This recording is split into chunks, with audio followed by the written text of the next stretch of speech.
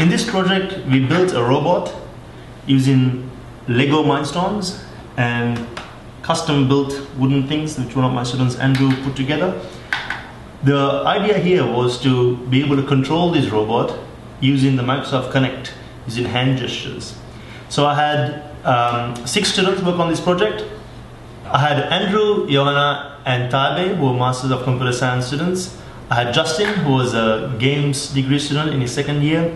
I had Hamza, who was a 1st year IT student. I had Tom, who was a computer science 2nd year student. And in this little video, what 3 of them are going to do is talk us through a little bit about the project that they did, some of the difficulties they had, and the fun that they had in this project. So a brief how we all started was actually just build a robot and chase it down the hole. And so we turned up with 6 people, all from RMIT, all from different courses, and we sat together around a table and John gave us lots of Lego bricks and some Kinect and a computer, and that was it. And we had to start with it. So we started building different robots, different models that we could try to put like computers on, Kinects on, batteries on. It was quite a difficult process, so we iterated through all those processes. So we still have one of the old prototypes that was quite alright. So Andrew, if you could show that. Yeah, one of our biggest challenges was the hardware side more than the software. And so this is one of the designs that we came up with, and that took us ages, took weeks. Who would have thought that Lego could be so difficult? And you can see that we've even attached some rollers of a chair. So that one worked quite well, and that was able to carry a laptop and a battery. And this is our Mark II design, which is built from wood and aluminium parts, which is even stronger.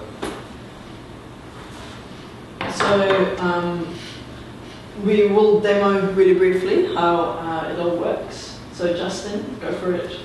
Okay, so we have a fairly simple control mechanism that we came up with. It's just raise a hand to gain control of the laptop, at which point you can just use the other hand to drive it around. So we can get some fairly controlled movements out of it.